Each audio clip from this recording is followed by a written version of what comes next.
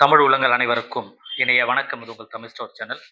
நிறைய மாணவர்கள் கேட்குற விஷயம் என்னன்னா, நீட்டுடைய அப்ளிகேஷன் நம்ம போட்டாச்சு. சின்ன சின்ன தவறுகள் நிறைய நடந்திருக்கு. இப்போ இந்த கரெக்ஷன் விண்டோ அப்படின்றது எப்போ வரும்? அதில் என்னென்ன மாதிரியான விஷயங்களை நம்மளால செய்ய முடியும் அப்படின்ட்டு கேட்குறீங்க. ஸோ திரும்ப திரும்ப ரிப்பீட்டராக அதே கொஸ்டின் தான் வந்துட்டு இருக்கு கரெக்ஷன் விண்டோ தொடர்பாக. இந்த கரெக்ஷன் விண்டோ அப்படின்ற ஒரு ஃபெசிலிட்டி வந்து இதற்கு 2023 லிமிட்டாக நமக்கு கொடுத்துருந்தாங்க.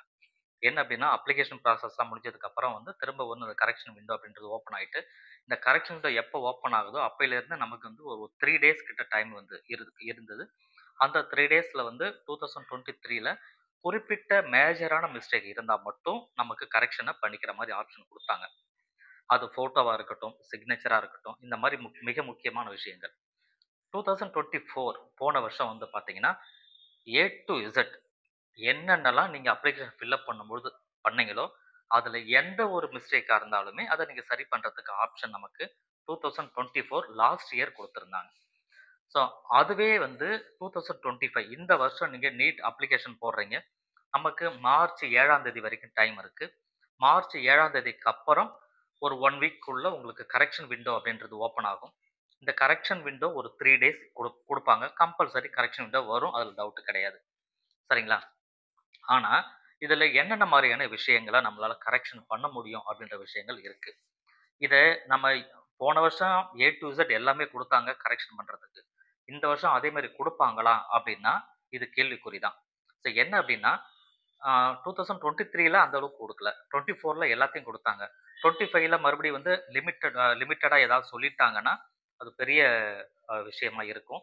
ஸோ அதனால முடிஞ்ச அளவுக்கு இதுக்கப்புறம் நீங்க அப்ளிகேஷன் ஃபில் பண்ண போறவங்க யாரா இருந்தாலுமே, உங்களுடைய பர்ட்டிகுலர்ஸ ரொம்ப கரெக்ட்டா பார்த்து, பார்த்து ஃபில் பண்ணுங்க அப்படின்னு சொல்றது தான் பார்த்து ஃபில் பண்ணணுன்றது ரொம்ப முக்கியமானது. சரிங்களா? அப்படி கரெக்ஷன் விண்டோ நமக்கு ஓப்பன் ஆகுற பட்சத்தில, என்னென்ன மாரியான விஷயங்கள நம்மளால கரெக்ஷன் பண்ண முடியும் அப்படின்னு. ஸோ இந்த கரெக்ஷன் விண்டோல உங்களுடைய passport size photo, passport size photo, post card size photo. இந்த போஸ்ட் கார்ட் சைஸ் ஃபோட்டோ தான் நெறைய பேருக்கு இஷ்யூ. என்னன்னா பிளர்ரா இருக்கு அப்டின்ட்டு. காரணம் என்னன்னா, அவங்க சின்னது இருக்கு இல்லையா? நமக்கு வந்து ஸ்டுடியோவுக்கு போயிட்டு அவங்க பாஸ்போர்ட் சைஸ் ஃபோட்டோ எடுத்திருப்பாங்க. இந்த பாஸ்போர்ட் சைஸ் ஃபோட்டோவ என்லார்ஜ் பண்ணி போஸ்ட் கார்டா மாத்திருப்பாங்க. அந்த மாரி என்லார்ஜ் பண்ணியிருந்தீங்கன்னா, உங்களுக்கு கண்டிப்பா பிளர் ஆகியிருக்கும் கண்டிப்பா. நீங்க அத எடுத்ததுக்கு அப்புறம் நீங்க ஸ்டுடியோலயே குடுத்து அத பெருசாக்கியிருந்தீங்கன்னா, அந்த இஷ்யூ கிடையாது. அவங்களே அத கரெக்ஷனா அவங்க Photoshopல அழகா பண்ணி குடுத்துருந்திருப்பாங்க. நீங்க எப்படி பண்ணீங்கன்றத பாருங்க. ஏன்னா நெறைய பேரு ஸ்கேன் பண்ணி அத பாஸ்போர்ட் சைஸ்க்கு பெருசா கொண்டு வந்து, வேற ஏதாவது ஃப்ரீ ஆப்ல போய் பெருசா கொண்டு வந்து அதுக்கப்புறம் அப்லோட்லாம் பண்ணும்போது, கண்டிப்பா அது வந்து உங்களுக்கு எரர் வர்றது ஒரு பக்கம் இருந்தாலுமே பிளர் ஆகியிருக்கும். அந்த மாரி இருந்தா அது ரிஜெக்ட் ஆகும். பட் இந்த ரிஜெக்ட்னா இந்த இடத்துல அப்ளிகேஷன் டைரக்ட்டா ரிஜெக்ட் ஆகாது. அத நல்லா புரிஞ்சுக்கோங்க. உங்களுக்கு ஃபோட்டோ வந்து மிஸ்டேக் இருந்ததுன்னா, நார்மலா அப்ளிகேஷன் தான் ரிஜெக்ட் ஆகணும். ஆனா அப்படி பண்ண மாட்டாங்க. என்னன்னா, கரெக்ஷன் விண்டோ ஓப்பன் ஆனதுக்கப்புறம், போன வருஷம் என்ன பண்ணியிருந்தாங்க, அந்தந்த ரெஸ்பெக்டிவ் மெயில் ஐடிக்கு யார் யாருக்கெல்லாம் அந்த கரெக்ஷன் பண்ணணும் ஃபோட்டோவோ, அவங்க எல்லாருக்கும் ஒரு மெயில் ஐடியில வந்து ஒரு லிங்க் வந்திருந்தது. உங்க ஃபோட்டோவ நீங்க கரெக்ஷன் பண்ணிக்கங்கன்னு சொல்லிட்டு. அந்த மெயில் ஐடி போயிட்டு அவங்க ஃபோட்டோவ கரெக்ஷன் பண்ணாங்க. ஸோ அதே போல இந்த வருடம் வருமான்றது நமக்கு தெரியாது. மேபி அப்படி மெயிலுக்கு வந்தா அது ரொம்ப ஈஸி. அப்படி இல்லன்னா வெப்சைட்டுக்குள்ள நீங்க உங்களோட லாகின் உள்ள போனதுக்கு அப்புறமா, உங்களுக்கு வந்து அந்த ஃபோட்டோ கரெக்ஷன் இருந்ததுன்னா, ஃபர்ஸ்ட்டு அதுதான் ஓப்பன் ஆகும். ஃபோட்டோ கரெக்ஷன் சம்மந்தப்பட்டது. அத நீங்க கரெக்ஷன் பண்ணலாம். சரிங்களா? அதாவது இப்போ உங்களுக்கு தெரிஞ்சிருக்கும். இது கரெக்ட்டா இருக்குன்னு நீங்க நெனச்சிருப்பீங்க. மேபி சிஸ்டத்துக்கு அவங்க பார்க்கும்போது இது கரெக்ஷன் தவறா இருக்கு.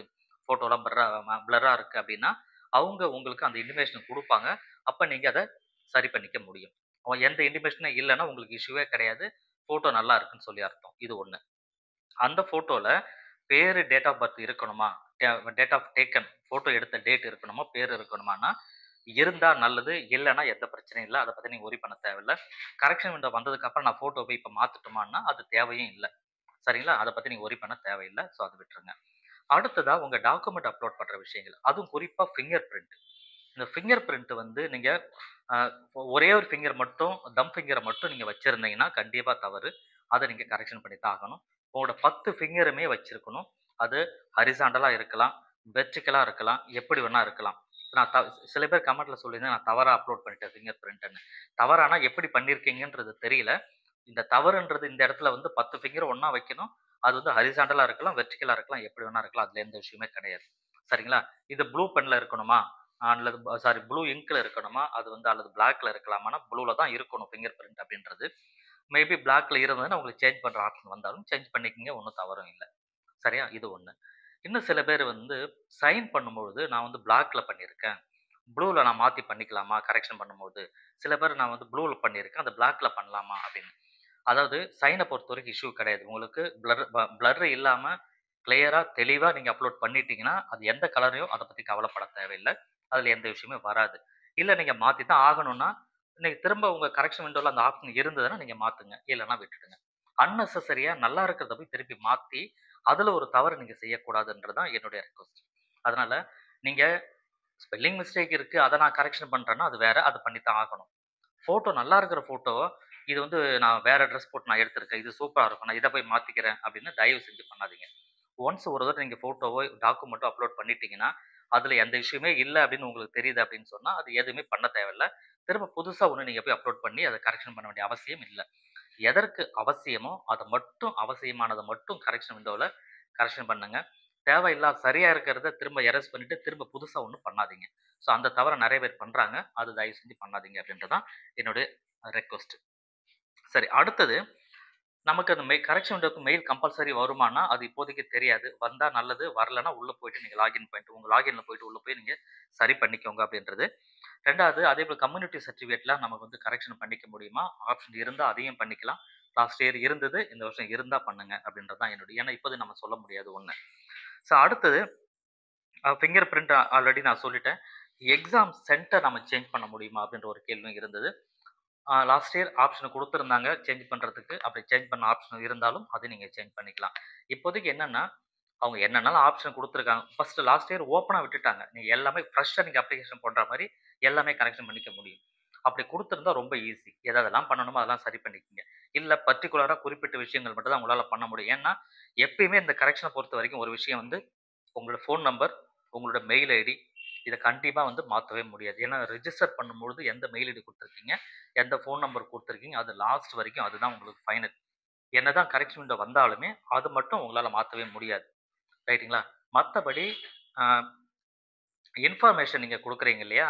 அப்பா பேரோ, அட்ரஸோ அல்லது ஃபோன் நம்பரோ, ஆதார் கார்டோ இந்த மாரி எந்த விஷயமா இருந்தாலும் நீங்க அத கரெக்ஷன் பண்ணிக்க முடியும்.